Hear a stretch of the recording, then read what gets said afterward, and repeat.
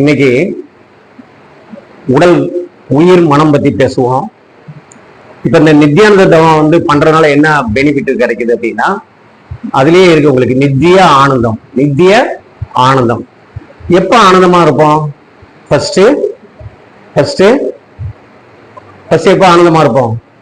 உடல் நலமா இருந்தா ஆனந்தமா இருப்போம் இல்லையா? அப்புறம் பாக்கெட் நலமா இருந்தா ஆனந்தமா இருப்போம். சரிங்களா? அப்ப இந்த உடல் ஆனந்தம் வந்து மற்ற தவத்துல வராதா? வரும். சரிங்களா?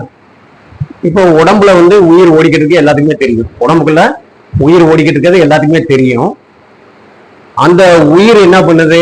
அதுல இருந்து தான் காந்தம் வருது, அலையா வருது. சரிங்களா? இப்ப இந்த உயிர் எப்படி தோன்றியது? ஏற்கனவே நிறைய வந்தவங்களுக்கு தெரியும். இந்த உலகம் முழுவதும் பஞ்சபூதங்களால் ஆனது. ஆமாவா இல்லையா? பஞ்சபூதங்களால் ஆனது. அப்படி இப்படி மண்டையாடுங்க, தூக்கம் வராது. சரிங்களா? சரி, இந்த பஞ்சபூதங்கள்ன்றது எல்லாத்துக்கும் தெரியும் உங்களுக்கு. சரிங்களா? மண்ணுன்றது நம்ம உடம்பு. சரிங்களா? இந்த கெட்டி பொருளான சதை, எலும்பு. அதுக்கப்புறம்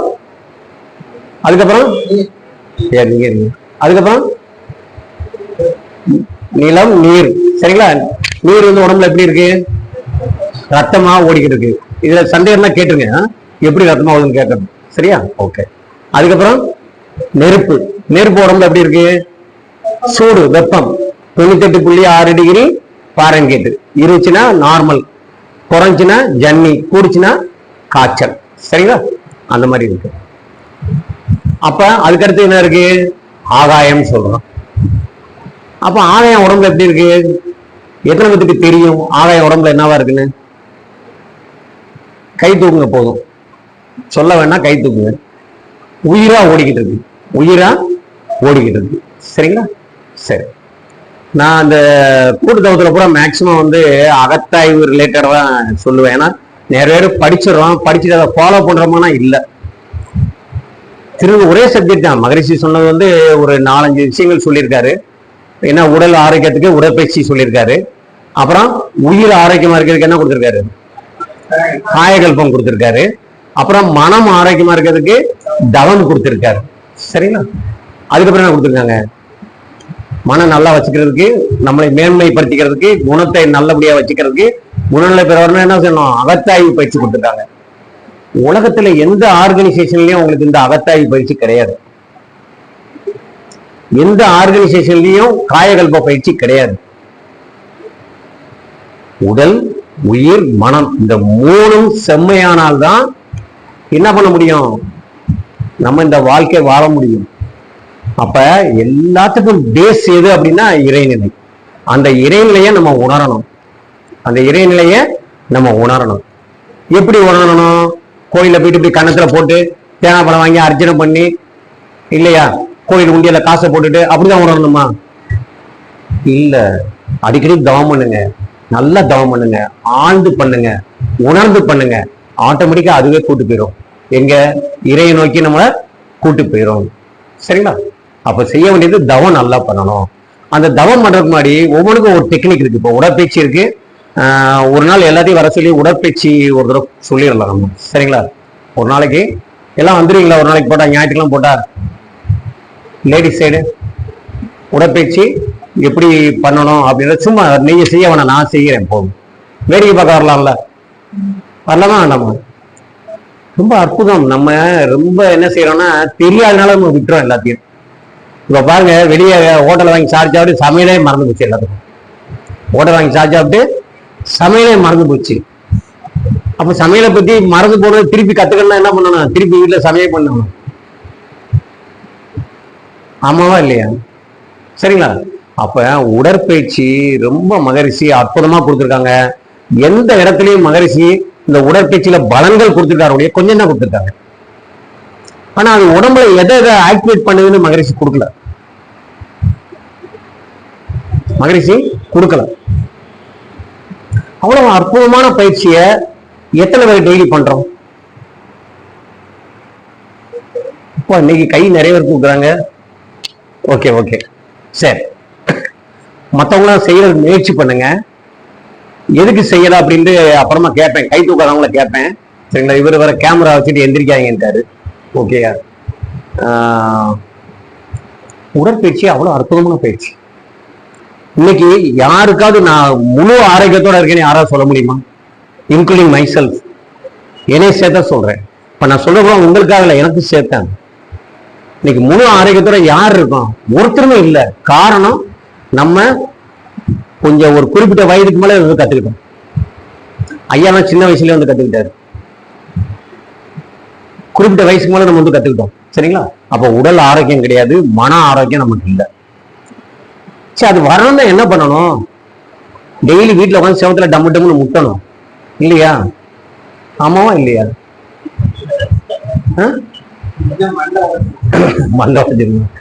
மகரிஷி என்ன சொல்றாங்கன்னா, முயற்சி பயிற்சி. மகரிஷி முயற்சி பயிற்சி.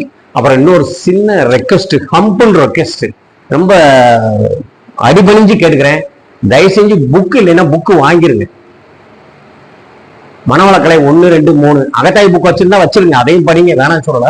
மனவளக்கலை 1, 2, 3 புக்கு கண்டிப்பா வாங்குங்க.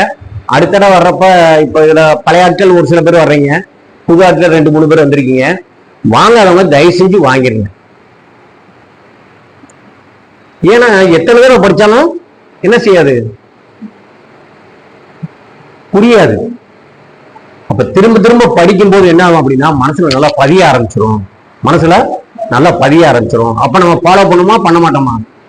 அதே மாதிரி இந்த செல்லுல இருக்கின்ற இ புக்கு, ஏதாவது ரெஃபர் பண்றதுன்னா இ புக்கை பாருங்க. நிறைய படிக்கணும்னா புக்கு வாங்கி படிங்க. இ புக்கு படிச்சா கண்ணு கெட்டு போகும் உள்ள போய். சரிங்களா? சரி. அப்ப இந்த உடற்பயிற்சி ரொம்ப அற்புதமானது. காயகல்பம் அதை விட அற்புதமானது. காயகல்பம் கடைசியா சொல்றேன் உங்களுக்கு, அந்த பயிற்சி எப்படி செய்யணுன்றத சொல்லிடுறேன். சரிங்களா? ஏன்னா சில பேர் தப்பு தப்பா பண்ணுவீங்க, இல்லாட்டி என்னை மாதிரி யாராவது தப்பு தப்பா சொல்லி கொடுத்துருப்பாங்க, இல்ல தப்பு தப்பா புரிஞ்சிருப்போம். சரியா? சரி, ஓகே. காயகல்பம். அதுக்கடுத்து மனம். மனசுக்கு தான் என்ன பண்ணியிருக்காங்க மகரிஷி? அகத்தவனு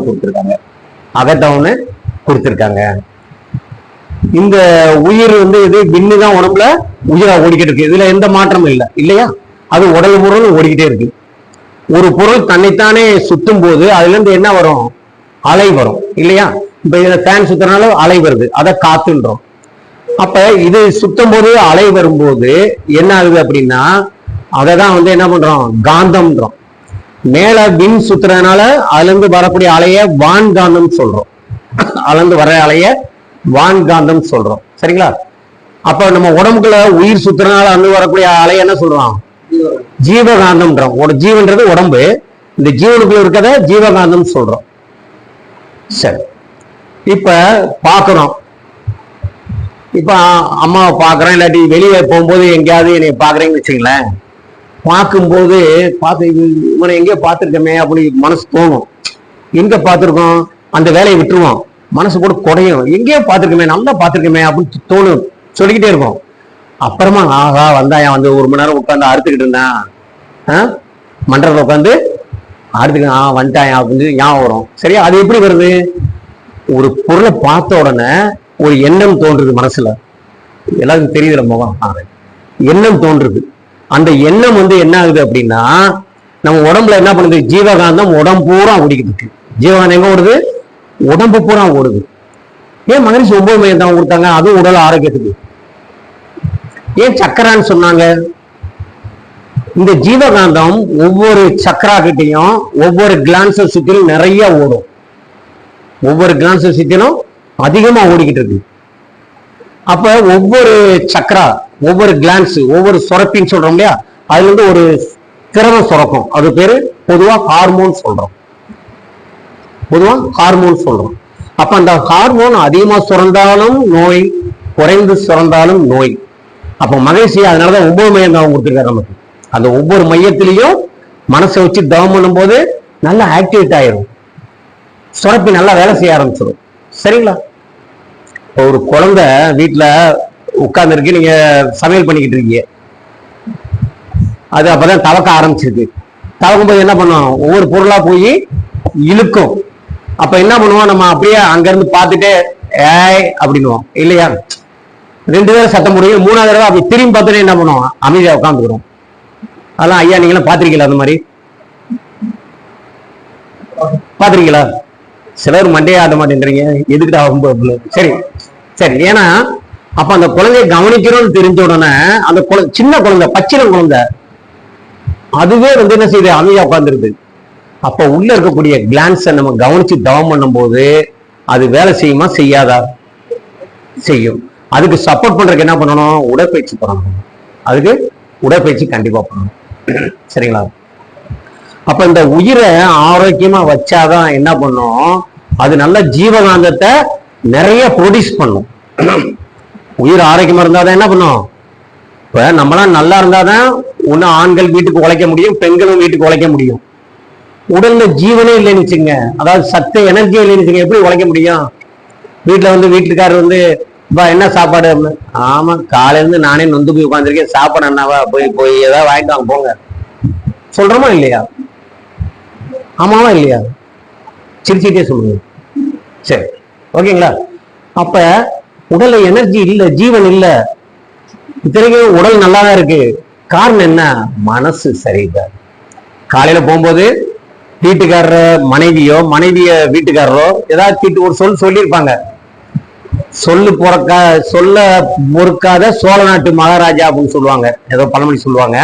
அது மாதிரி நம்ம இன்னைக்கு எந்த ஸ்டேஜ்ல இருக்கோம்னா தன்முனைப்பு அதிகமா இருக்கு. தன்முனைப்பு, யாரும் ஒண்ணு சொல்லிடக்கூடாது. அதாவது இதுல சரியில்லைன்னு சொல்லிட்டா அப்படியே சர்றன்னு ஏறிடும். அது காரணம் என்னன்னா, நம்ம சரியா நம்மளை உணர்றது கிடையாது, அகத்தாய்வு பண்றதே கிடையாது. அகத்தாய்வு பண்ணுங்க. அகத்தாய்வு பண்ண முடிஞ்சா எப்படி பண்ணணும்னு சொல்லிடுறேன், இல்லைன்னா அடுத்த வகுப்புல பார்க்கலாம். ஓகேங்களா? அப்ப இந்த உயிர் நல்லா இருந்தாதான் அதுல இருந்து வரக்கூடிய அலை என்ன ஆகும், நிறைய காந்தத்தை ப்ரொடியூஸ் பண்ணும். அப்ப அந்த காந்தம் என்ன பண்ணுது, உடல் பூரா ஓடி, உயிரோடு சேர்ந்து உடல் பூரா ஓடிக்கிட்டு இருக்கு. எங்க ஓடுது அப்படின்னா, உடல் கோடிக்கணக்கான சிற்றறைகளால் கட்டப்பட்டது.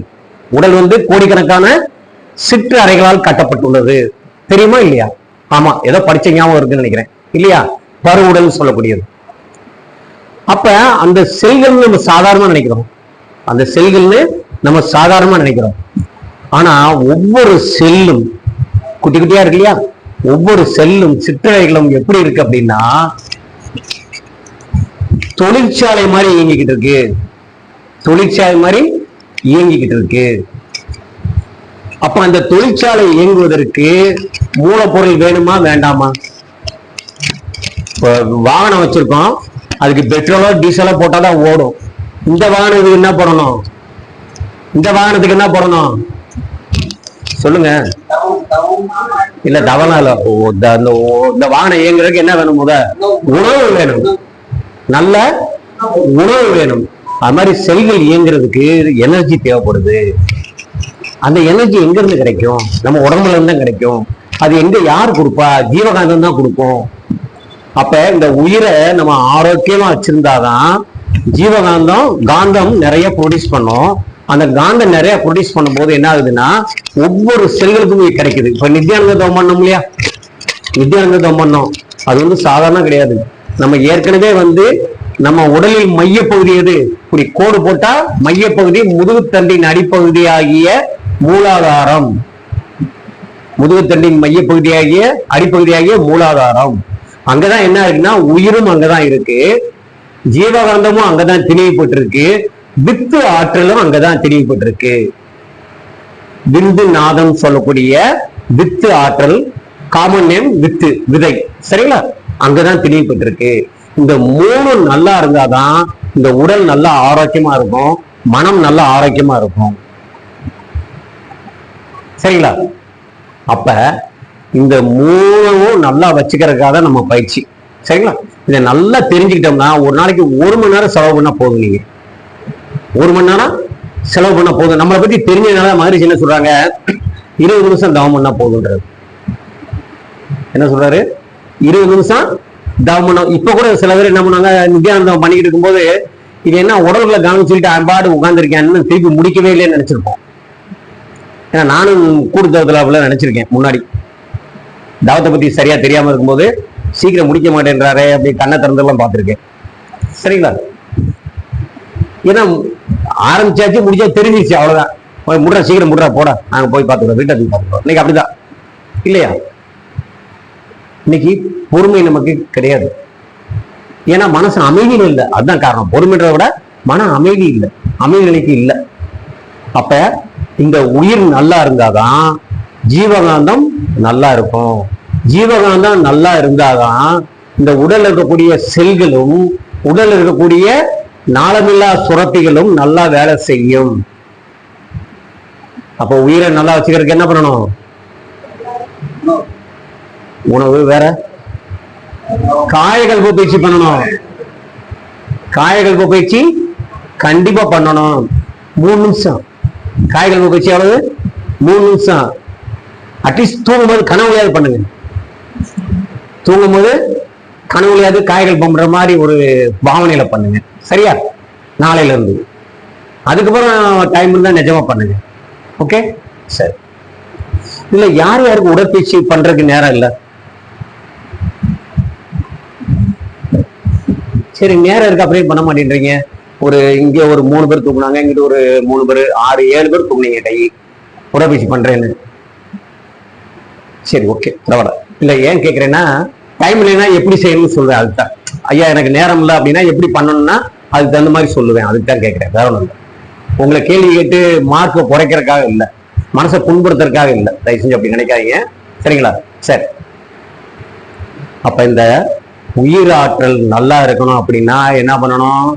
காயகல்ப பயிற்சி பண்ணணும். சரிங்களா? ஓகே. அடுத்து மனம். அப்ப மகரிஷி என்ன சொல்றாங்கன்னா, உயிரின் படர்க்கை நிலை மனம் அப்படின்றாரு. மகரிஷி என்ன சொல்றாங்க? உயிரின் படர்க்கை நிலை மனம். எப்படி படர்க்கை நிலை? உயிர் இருந்தா ஜீவகாந்தம் ப்ரொடியூஸ் ஆகுது. ஒரு பொருளை பார்த்தோன்னா ஞாபகம் வருது, எண்ணம் வருது. அந்த எண்ணத்தை என்ன பண்ணுது? இந்த ஜீவகாந்தம் எடுத்துட்டு போய் மூளையில விரிச்சு காட்டுது. மூளையில விரிச்சு காட்டுது. விரிச்சு காட்டும் போது என்ன ஆகுது? மனமா செயல்படுது. அங்க விரிச்சு காட்டும் போது மனமா செயல்படுது. சரிங்களா? அப்ப மனம் எப்படி வேலை செய்யும் தெரியுதா? அப்ப இந்த மனம் நல்லா இருக்கணும்னா உயிர் நல்லா இருக்கணும், ஜீவகாந்தம் நல்லா திரும்பி பெற்றதா இருக்கணும். ஆமாவா இல்லையா? புரியுதா? புரியுது, ஆனா செய்யறோமா இல்லையான்னு தெரியும். சரிங்களா? சரி, ஓகே.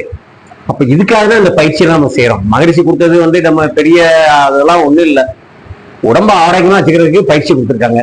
உயிரை ஆரோக்கியமா வச்சிருக்கிறதுக்கு காய்கல்ப பயிற்சி கொடுத்துருக்காங்க. 3 நிமிஷம் காலையில அப்படி போற போக்குல பண்ணலாம். ஆனா காலையில எந்திரிச்சுன்னா நம்ம செல்ல தான் முழிக்கிறோம். காலையில எந்திரிச்சோன்னா செல்லுல தான் முழிக்கிறோம் எல்லாருமே. அப்படிதானே? இல்லையா? அம்மா இல்லைன்றாங்க. சரி, ஓகே. அப்ப இந்த மனம் நல்லா இருக்கணும் அப்படின்னா அப்ப என்ன பண்ணணும்? உடல் நல்லா இருக்கணும், உயிர் நல்லா இருக்கணும். அப்பதான் என்ன செய்யணும்?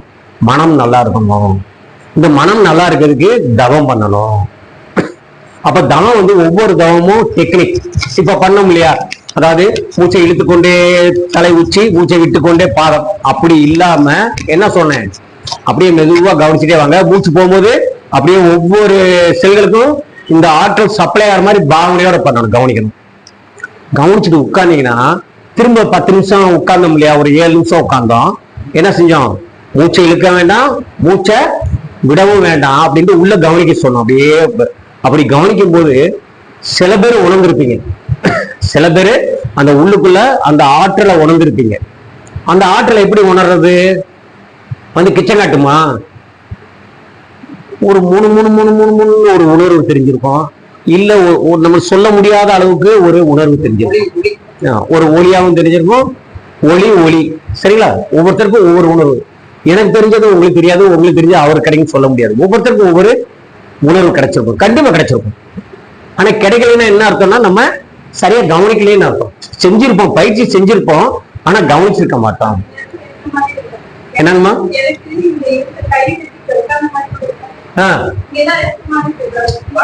ஆஹா,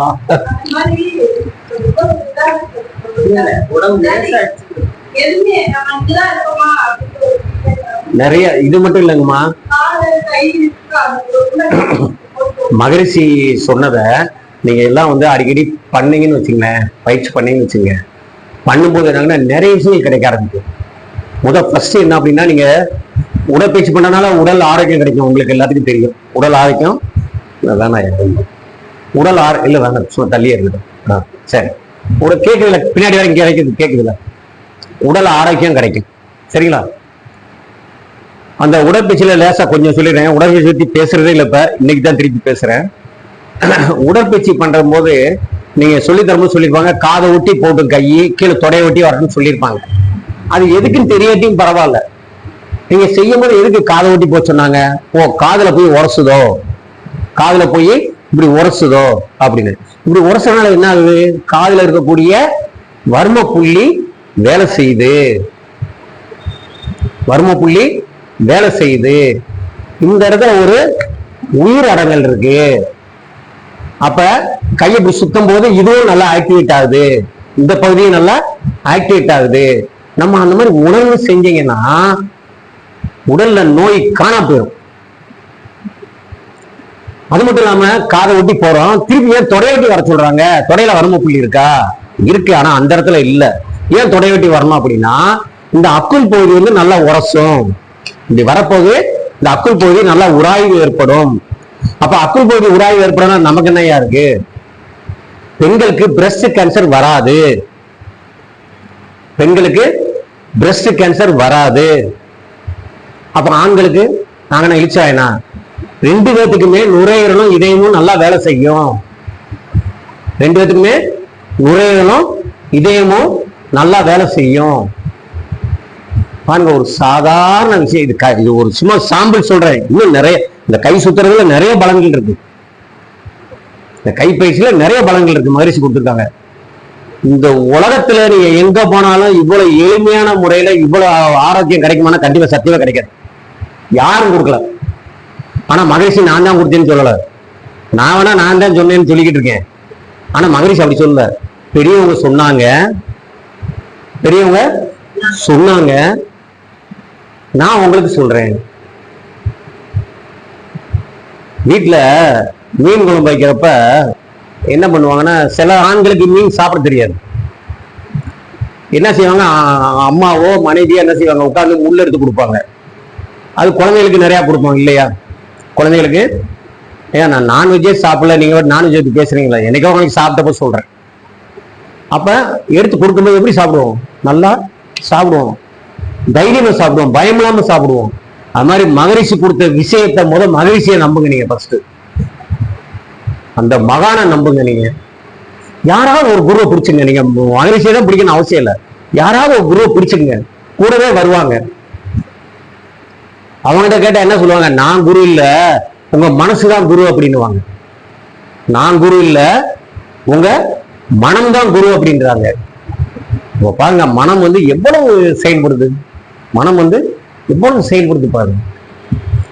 சரி, அப்ப அந்த மனசை நல்லா வைக்கிறதுக்கு என்ன வேணும்? தவம் வேணும். தவம் டெக்னிக் கத்துக்குங்க. இப்ப எப்படி நித்யானந்தம் கத்துக்கிட்டீங்களா, ஒவ்வொரு தவத்துக்கும் ஒவ்வொரு டெக்னிக் இருக்கு. அந்த டெக்னிக்கை நீங்க தெரிஞ்சுக்கணும். ஃபர்ஸ்ட் தெரிஞ்சுக்கிட்டீங்கன்னா அந்த தவத்தை அப்படியே பண்ண ஆரம்பிச்சிடலாம். பண்ணும்போது ஈஸியா நமக்கு இப்ப எப்படி அம்மா சொன்னாங்களோ அது மாதிரி நிறைய பேருக்கு இருக்கும், உணர்வு கிடைச்சிருக்கும். சில பேர் கூடுதல் சொல்ல மாட்டாங்க, நம்மளே அனுபவிச்சுட்டு போயிடலாம் அப்படின்னு உட்காந்து உள்ள ரசிச்சிருப்பீங்க. அது மாதிரி ஒவ்வொரு தவத்திலும் இருக்கு, ஒவ்வொரு தவத்திலும் இருக்கு. 20 நிமிஷம் செய்யுங்கன்றாரு, போதும் மகரிஷி சொல்றது. காலையில கண்டிப்பா செய்யுங்க, மாலையில முடிஞ்சா செய்யுங்க, இல்லாட்டி பரவாயில்ல செய்யுங்க. சரியா? சரி, இப்ப மனம் வந்து எப்படி செயல்படுது? மனம் 10 படிநிலைகள செயல்படுது. மனம் 10 படிநிலைகள செயல்படுது. 5 கோஷத்துல செயல்படுது மனம். 5 கோஷம். 5 கோஷம் என்னன்னா, அன்னமய கோஷம், மனோமய கோஷம், பிராணமய கோஷம், விஞ்ஞானமய கோஷம், ஆனந்தமய கோஷம். 5 மையத்துல 5 இதுல 5 கோஷத்துல மனம் செயல்படுது. சரிங்களா? மனம் 10 படிநிலைகள வேலை செய்யுது. 10 படிநிலைகள் என்னது? உணர்வு, அதுக்கப்புறம் மறந்துருச்சு எல்லாம். அதுதான் புக்கு வாங்கி படிங்க. படிச்சீங்கன்னா, ஏன் சொல்றேன் அப்படின்னா, அதை படிக்க ஒரே தடவையில மைண்ட்ல ஏறாது. மைண்ட்ல ஏறாது. அப்படி திரும்ப படிக்கும்போது சரி மனம் சொல்றமே என்ன மனசை பத்தி பெருசா பேச போறோம் அப்படின்னு. அப்ப இவ்வளவு செயல்பாடுகள் வந்து எல்லாத்துக்கும் காரணம் மனசுதான். எல்லாத்துக்கும் காரணம் மனசுதான். அதான் வந்து ஒரு சித்தர் சொல்லியிருப்பாரு, மனமது செம்மையானால் மந்திரங்கள் செப்ப தேவை, சொல்ல வேண்டியதில்லை. மந்திரம் சொல்ல வேண்டியதில்லை, பூஜை பண்ண வேண்டியதில்லை, கடவுளை போய் தேங்காய் பழம் உடைக்க வேண்டியதில்லை. உடைக்க வேணான்னு சொல்ல, செய்யுங்க, ஒரு இதுக்காக சொல்ற. சரிங்களா? அப்ப நம்ம என்ன செய்யணும், இந்த மனசை வந்து ஒழுங்குபடுத்தப்படுத்த என்ன ஆகும் அப்படின்னா, தவம் ஒழுங்கா செஞ்சோம்னா ஒழுங்குபடுத்துவோம். ஒழுங்குபடுத்தும் போது நம்ம மனம் என்ன ஆகும்னா அந்த இறைநிலையோட போய் கனெக்ட் ஆகும். எங்க கனெக்ட் ஆகும்? இறைநிலையோட கனெக்ட் ஆகும். அந்த இறைநிலை எங்க இருக்கு? நமக்குள்ள இருக்கு. நமக்குள்ள என்னவா இருக்கு? உயிரா இருக்கு. உயிர்ன்றது எல்லா உயிர்களுக்கும் உயிர்ன்றோம். ஆனா மனிதனுக்கு இருக்கிறது மட்டும் ஆன்மா அப்படின்றோம். அந்த உயிருக்குள்ள இருக்கிறத ஆன்மா அப்படின்றோம், மனிதனுக்கு மட்டும் ஆன்மா அப்படின்றோம், மற்றவர்களுக்கெல்லாம் உயிர் அப்படின்றோம். சரியா? ஏன் ஆன்மா அப்படின்னு சொல்றோம் அப்படின்னா, அந்த இறைநிலையே நமக்குள்ள என்னவா இருக்கு? உயிரா, ஆன்மாவா உள்ள இருக்கு. அப்புறம் எதுக்கு சார் இறைநிலை தானே உள்ள இருக்கு, என்னைய நல்லவன் ஆக்க வேண்டியதானே? எனக்கு ஏன் என்ன அப்படி எல்லாம் கெட்ட எண்ணங்களா வருது? கடவுள் உள்ள இருக்காருன்றீங்க, ரைட், ஒத்துக்கிறோம். போய் தேங்காய் பழம் உடைக்க வேணான்றீங்க, ஒத்துக்கிறோம். அப்புறம் இந்த உள்ள இருக்கக்கூடிய இறைவன் ஏன் வந்து என்னைய நல்லவன் ஆக்கக்கூடாது, எனக்கு கேட்கிற பொருளாதாரத்தை கொடுக்க கூடாது, எனக்கு வீட்டுல அமைதியை கொடுக்க கூடாது, எண்ணங்கள் வருமா வராதா? கண்டிப்பா வரும் இல்லையா? சரி, இறைவன் என்ன செஞ்சிட்டாரு? எல்லாத்தையும் நம்மகிட்ட கொடுத்துட்டாரு. முதலே எல்லாத்தையும் நம்மகிட்ட கொடுத்துட்டாரு. இப்ப எல்லாத்துக்கும் காயங்கள் போன நடத்தும் சொல்லியிருப்பாங்க, 120 ஆண்டு காலம் நம்முடைய உயிர் வந்து எத்தனை வருஷம் இருக்கும் உடம்புல? 120 ஆண்டுகள் இருக்குன்னு சொல்லியிருக்காங்க இல்லையா? படிச்சிருக்கோம்னு நினைக்கிறேன். சரி, ஓகே. ஒரு 120 ஆண்டுகள் கொடுத்துட்டாரு. அவர் கூடவே வந்து பார்த்துக்கிட்டே இருப்பாரா? கிடையாது. அப்ப அந்த 120 ஆண்டு காலம் உடம்ப நல்லா வச்சுக்கிறது வைக்காது நம்ம கையில தான் இருக்கு. இந்த உலகத்துல, இந்த பிரபஞ்சத்துல எல்லா வளத்தையும் கொடுத்துட்டாரு இறைவன், எல்லா வளத்தையும் கொடுத்துட்டாரு. அப்ப நம்ம தான் என்ன செய்யணும்? உழைச்சு சாப்பிடணும். அதுக்காக மகரிஷி அழகா என்ன சொல்றாங்கன்னா, செயல் விளைவு தத்துவம் சொல்றாங்க. மகரிஷி செயல் விளைவு தத்துவம்னு கொடுத்துருக்காங்க. இப்ப ஒரு கை இருக்கு, சும்மா அப்படியே வச்சிருந்தா சத்தம் வருமா? ஒரு கையை ஆட்டினா கூட சத்தம் வரும். என்ன, அது காத்துல பட்டு சத்தம் வரும். 2 கை வச்சா சத்தம் அதிகமா வரும். அப்ப மகரிஷி இவ்வளவு விஷயங்களை கொடுத்திருக்காரு. இவ்வளவு விஷயங்களை வந்து அதை நல்லதாக்குறது கெட்டதாக்குறது யாரு? நம்ம தான். இப்ப நமக்கு இன்பம் வருது, துன்பம் வருது, அது கொடுக்கறது யாரு? கடவுளா? இல்ல. இன்பத்தையும் துன்பத்தையும் கொடுக்கறது யாரு? நம்ம தான். இந்த பாலா போன மனசுதான். இந்த மனசுதான் நமக்கு இன்பத்தையும் கொடுக்குது, துன்பத்தையும் கொடுக்குது. நீங்க நாளைக்கு அகத்தாய் புக்கு, மனவளக்கலை 1, 2, 3 புக்கு இருக்கு. ஒரு புக்கு வாங்கிருங்க, 100 ரூபாய், 110 ரூபா, அவ்வளவுதான் இருக்கும். என்ன, மொத்தம் வாங்க முடிஞ்சா வாங்கிருங்க. வாங்கிட்டு தலைக்கு வச்சு தூங்குங்க. அப்புறமா கட்டி பரன்ல போட்டுருங்க. கட்டி பத்திரமா பரன்ல வச்சிருங்க.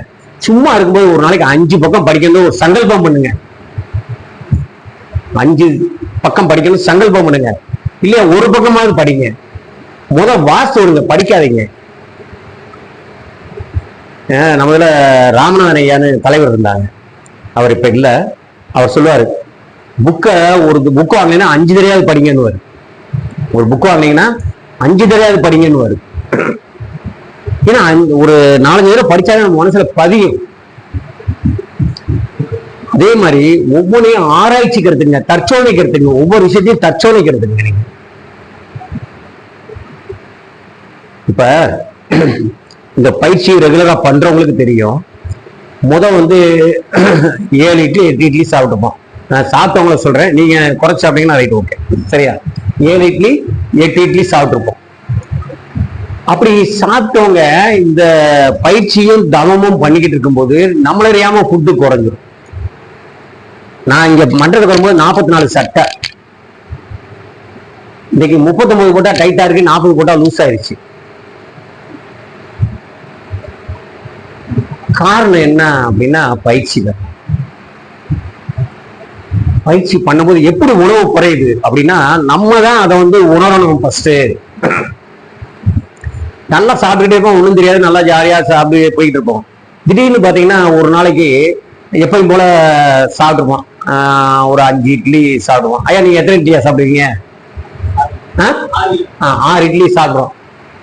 ஒரு நாள் திடீர்னு பாத்தீங்கன்னா சாப்பிட்டுட்டு எப்பயும் பார்க்குற வேலைக்கு தான் போய் உட்காந்துருப்போம். உட்காந்துருக்கும் போது ஒரு மாதிரி அஜீரணமா இருக்க மாதிரி ஃபீல் இருக்கும், அஜீரணமா இருக்க மாதிரி ஒரு உணர்வு இருக்கும். நம்ம அதை கண்டுக்காம ஒரு 7 பாயிண்ட் குடிச்சிட்டு வேலையை பார்த்தோம்னா உணர மாட்டோம். ஏன் இப்படி இருக்கு அப்படின்னு உணர்ந்து பார்க்கணும். என்ன செஞ்சோம், காலையில் எப்படி சாப்பிட்ற மாதிரி தான் சாப்பிட்டோம் அப்படின்னு. சரி, மறுநாளும் அப்படி சாப்பிட்டு பார்க்கணும். மறுநாளும் அப்படி இருந்துச்சுன்னா இந்த இறைநிலை உள்ள இருந்து என்ன சொல்லுது உங்களுக்கு அப்படின்னா, டே உனக்கு கொஞ்சம் குறைச்சிக்கடா, உடலுக்கு எக்ஸஸா இருக்குது, கூடுதலாயிடுச்சு, குறைச்சிக்க அப்படி சொல்லுது. அப்ப என்ன செய்யணும், மறுநாள் வந்து 5 இட்லியை சாப்பிட்டு பாருங்க, நல்லா இருக்கும். அப்ப இந்த கடவுள் இப்படிதான் உணர்த்துவார் உள்ள இருந்து. அப்ப அந்த கடவுள் உணர்த்துறதுக்கு நமக்கு என்ன செய்யணும், பயிற்சியை பண்ணணும். சரிங்களா? நாளையில இருந்து பண்ணிடலாமா? தயவு செஞ்சு கையெடுத்து கும்புறேன். மகிழ்ச்சியோட உடற்பயிற்சியை விடாம பண்ணுங்க, அவ்வளவு ஆரோக்கியம். கேன்சர் குணமானது, பெண்களுக்கு அந்த பீரியட்ஸ் ப்ராப்ளம், மாதவிடாய் பிரச்சனை, கர்ப்பப்பை பிரச்சனை, மார்பு பிரச்சனை, ஏகப்பட்ட இதுகள் குணமாகுது பெண்களுக்கு. ஆண்களுக்கு பிராஸ்டேட் கிளாண்டு வீக்கம், விரை வீக்கம், பிராஸ்டேட் கிளாண்டு. இன்னைக்கு எத்தனை பேர் கஷ்டப்பட்டு இருக்காங்க, எவ்வளவு செலவு பண்ணிக்கிட்டு இருக்காங்க, என்னன்னே தெரியாம இருக்காங்க. அதெல்லாம் நீங்க வந்து இதை செஞ்சா போகும், அதை செஞ்சா எல்லா பயிற்சியும் பண்ணுங்க. நீங்க வந்து ஐயா இதுக்கு மட்டும் என்னன்னு கேட்காதீங்க, சரிங்களா? அதை மட்டும் செய்ய வேண்டாம், எல்லாம் செய்யுங்க. மேக்சிமம் போச்சுன்னா வேகமா செஞ்சீங்கன்னா 1/2 மணி நேரம், மெதுவா செஞ்சீங்கன்னா 40 நிமிஷம், அதுக்கு மேல டைம் ஆகாது. காயகல்பம் பண்ண 3 நிமிஷம். ஒரு தவம் நீங்க இந்த தவம் தான் பண்ணணும் இல்லை, நேரம் இல்லையா, ஆங்கிலையில மட்டும் 10 நிமிஷம் உட்காருங்க. ஆங்கிலை தவம் எப்படி பிராக்டிஸ் பண்ணணும் அப்படின்னா, 2 கண்ணையும் இங்க பார்க்கணும், 2 கண்ணையும் இங்க பார்க்கணும், சரிங்களா?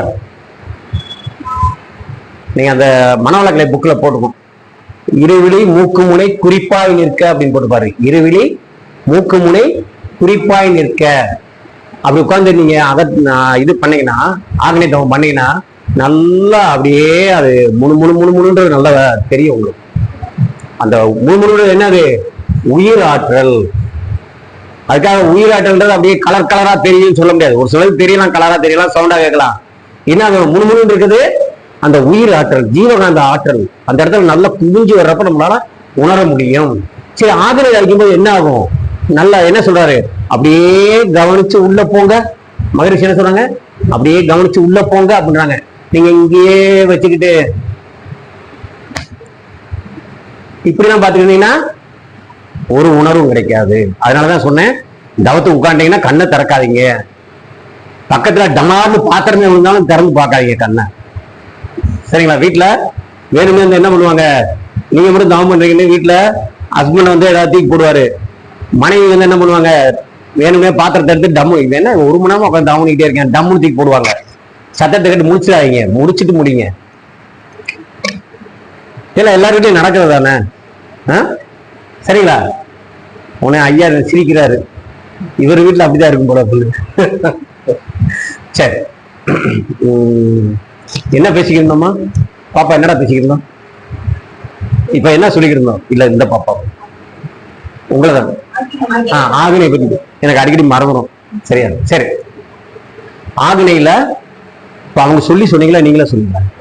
நீங்களா சொன்னீங்களா? சரி, ஆகினையில அப்படி இதுதான் வந்து டெக்னிக்ன்றது, இதுதான் டெக்னிக்ன்றது. உட்கார்ந்து கண்ணு மேல வச்சு கவனிச்சீங்கன்னா இந்த ஆகினை நல்லா செட் ஆயிடுச்சா, எல்லா தவமும் செட் ஆயிடும்.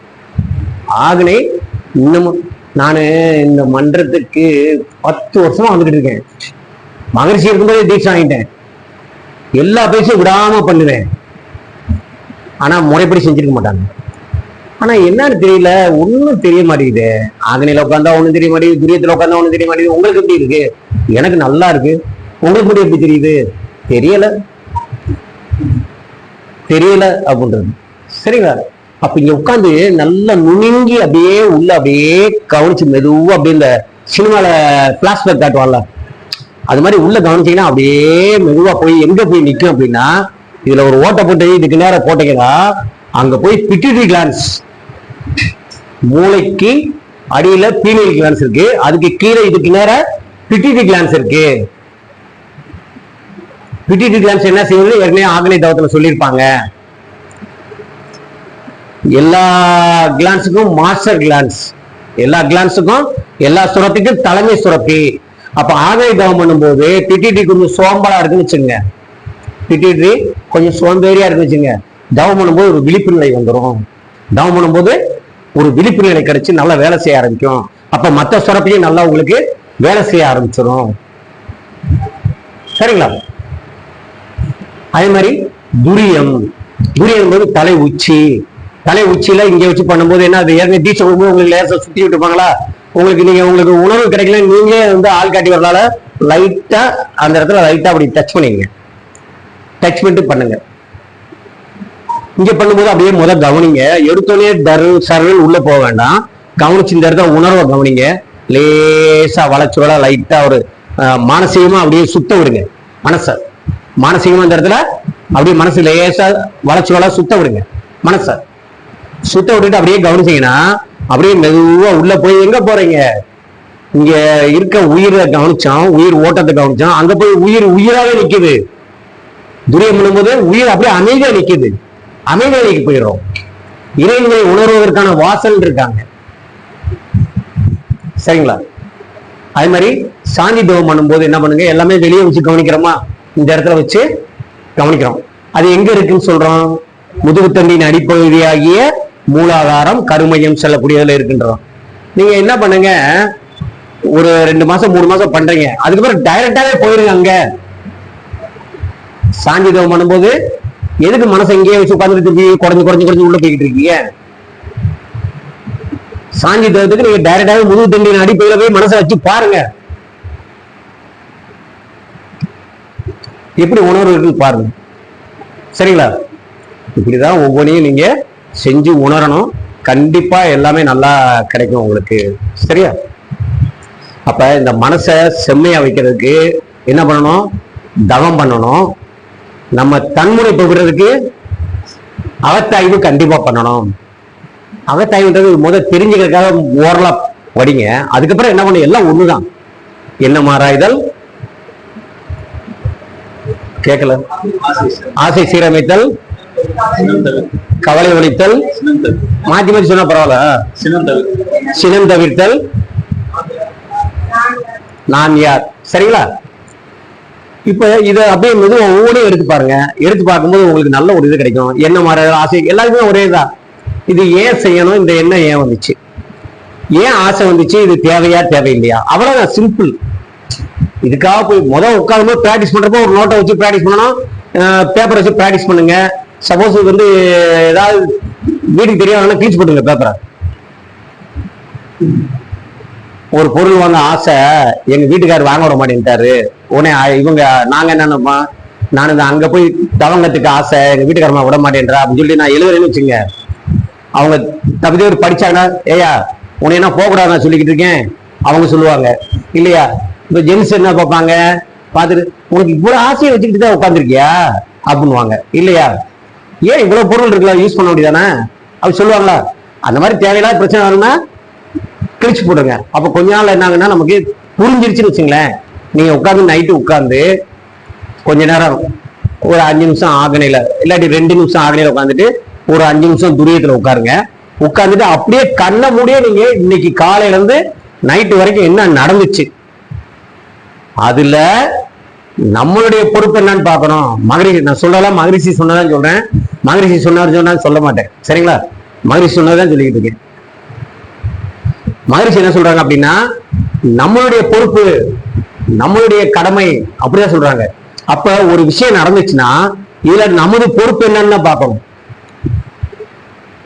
இப்ப வந்து வாழ்க்கை துணையை திட்டோம், கணவனோ மனைவியோ வாழ்க்கை துணையை திட்டோம். ஆனா என்ன செய்யறோம், காரணம் தேடுறோம்.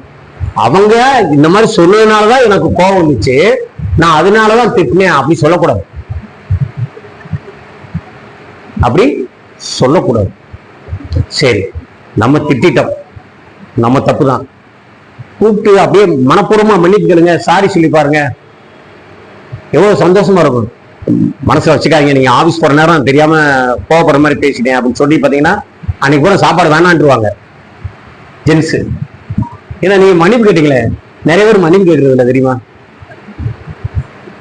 பேர்கிட்ட நிறைய பேர் மன்னிப்பு கேட்கறது இல்லை. நிறைய பேர் எதிர்காலம் மன்னிப்பு வைப்பேன், எங்க நாளை காலையிலே விழுந்துருவேன். சரிங்களா? எதுக்கு வம்பு? என்னங்க இல்ல வரல.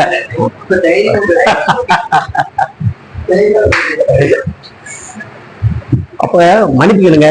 மன்னிப்பு கேட்க முடியாதுன்னா மானசீகமா மன்னிப்பு கேளுங்க. மானசீகமா மன்னிப்பு கேளுங்க. நான் உங்களுக்கு தெரியாம கோவம் வர மாதிரி பேசினேன், என்னை மன்னிச்சுங்க அப்படின்னு சொல்லி ஒரு 4-5 முறை சொன்னீங்கன்னா அந்த அலை வந்து அவங்களுக்கு போகும். அந்த அலை வந்து கண்டிப்பா போகும். சரிங்களா? அப்ப இங்க நடக்கக்கூடிய விஷயங்கள் எல்லாத்துக்கும் காரணம் நாமளா மற்றவங்களா அப்படின்றத நீங்க தான் தெரிஞ்சுக்கணும். நாமளா மற்றவங்களா? மகரிஷி ஒரு சின்ன உதாரணம் சொல்லுவாரு. ஒவ்வொருக்கும் ஒவ்வொரு பரிகாரம் இருக்குன்னு. இப்ப வயிறு நிறைய சாப்பிட்டது நம்ம தப்பா இல்ல இறைவன் தப்பா? நம்ம தப்பு. அதுக்கு பரிகாரம் என்ன சொல்றாரு? ஒண்ணு நைட்டு சாப்பாடை குறைச்சுக்க, இல்லாட்டி பட்டினியா படுக்க சொல்றாரு. அதான் பரிகாரம். அப்ப மகரிஷி ஒரு ஒரு சின்ன எக்ஸாம்பிள் கொடுத்தாருன்னா அதை வந்து நம்ம எங்க பொருத்தம் இருக்கோ அங்க வந்து பொருத்தி பார்த்துக்கணும். எங்க பொருத்தம் இருக்கோ அங்க பொருத்தி பார்த்துக்கணும். இந்த மாதிரிதான் நம்ம வந்து அனலைஸ் பண்ணி நம்ம வந்து ஒவ்வொன்றையும் உணரணும். சரிங்களா? சரி, ஓகே, முடிச்சுக்கலாம்.